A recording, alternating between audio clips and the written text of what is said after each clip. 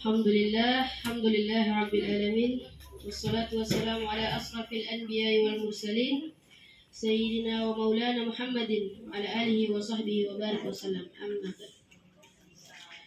Yang terhormat Ibu Kepala Sekolah SDN Impres Duyuh, dan yang terhormat Ibu-Ibu Dewan Guru SDN Impres Duyuh, serta kakak-kakak mahasiswi Merdeka Mengajar.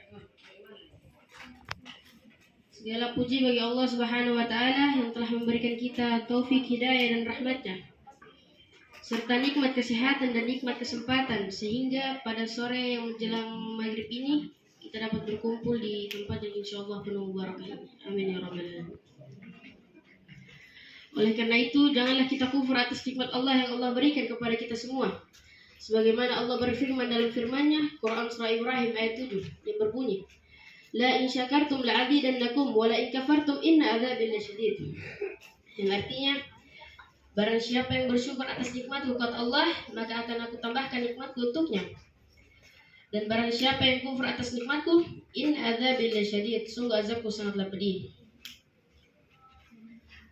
Salawat beserta salam tak lupa pula kita kirimkan junjungan kita kepada Nabi besar, baginda besar, Nabi yang dimulia-muliakan oleh yang maha mulia, Nabi yang ditinggi-tinggikan oleh yang maha tinggi, dan Nabi yang diagung-agungkan oleh yang maha agung.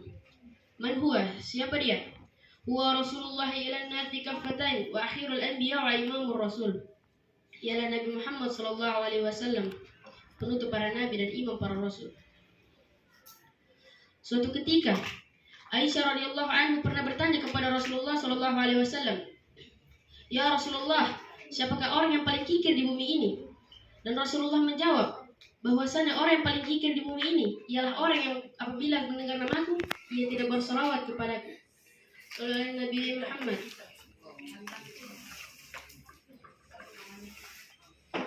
Suatu ketika dikisahkan Rasulullah sallallahu alaihi wasallam berkunjung ke salah satu rumah seorang wanita yang bernama Ummu Umarah. Begitu Rasulullah Shallallahu Alaihi Wasallam berkunjung ke rumah Ummu Umarah lantas mempersilahkan Rasulullah untuk masuk ke dalam rumahnya. Ketika Rasulullah Shallallahu Alaihi Wasallam sudah masuk, Ummu Umarah datang dengan menghidangkan sebuah makanan. Dan Rasulullah dikenal sebagai orang yang menghargai sang pemilik rumah. Lantas Rasulullah Shallallahu Alaihi Wasallam langsung menyantap makanan tersebut. Namun saat Rasulullah melihat sang pemilik rumah tidak makan, Rasulullah berkata, "Makanlah wahai Ummu Umarah."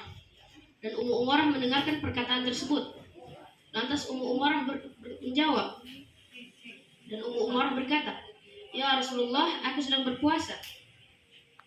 Dan saat Rasulullah Shallallahu Alaihi Wasallam mendengar perkataan tersebut, Rasulullah sangat senang dan dia berkata kepada Ummu Umarah, "Saya sangat senang mendengar dari kaumku ada yang berpuasa." Dan Rasulullah Shallallahu Alaihi Wasallam menurunkan sabdanya yang artinya berbunyi bahwa sesungguhnya orang-orang yang berpuasa itu selalu didoakan oleh para malaikat. Apalagi saat orang yang berkunjung tersebut makan di rumahnya. Dia akan selalu didoakan hingga orang yang berkunjung ke rumahnya itu selesai menyantap makanan yang telah disediakan. Mendengar apa yang dikatakan Rasulullah Shallallahu Alaihi Wasallam, Ummu Umarah sangat bersyukur dan berterima kasih kepada Allah Subhanahu Wa Taala karena dia telah langsung mendapatkan pelajaran dari Rasulullah Shallallahu Alaihi Wasallam. Dan dalam kesempatan lain, Rasulullah Shallallahu Alaihi Wasallam juga bersabda bahwasanya orang yang memberi buka orang yang berpuasa, ia akan mendapatkan pahala sebagaimana pahala orang yang berpuasa tersebut, tanpa mengurangi sedikit pun pahala orang yang berpuasa tersebut. Dan tidak hanya itu, perintah puasa juga difirmankan dalam Al-Quran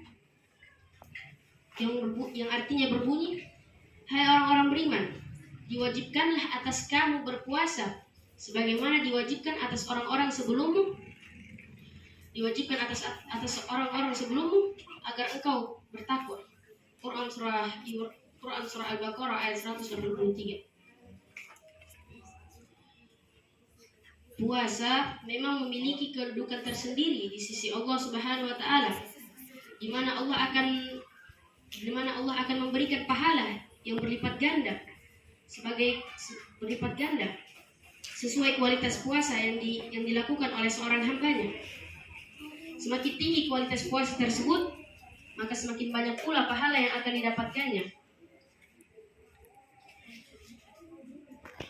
Karena puasa ialah peribadatan yang utama yang dicintai oleh Allah Subhanahu wa taala dan Rasulullah sallallahu alaihi wasallam.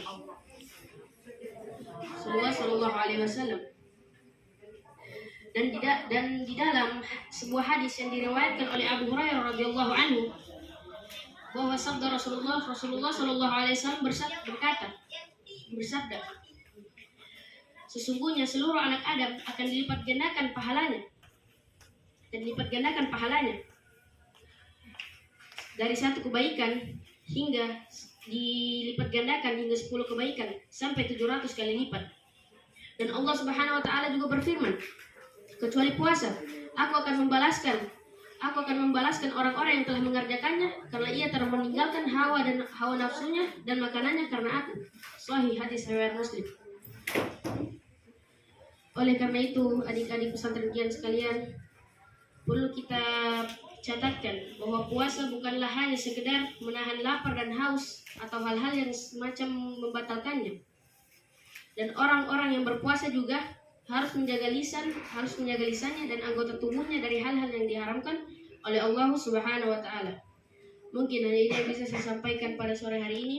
Mohon maaf bila ada salah kata, dan apabila ada kata-kata yang benar itu datangnya dari Allah, apabila ada kata-kata yang salah maka itu datangnya dari saya sendiri. Unzur ila man qala wa la tanzur ila man qala. Assalamualaikum warahmatullahi wabarakatuh.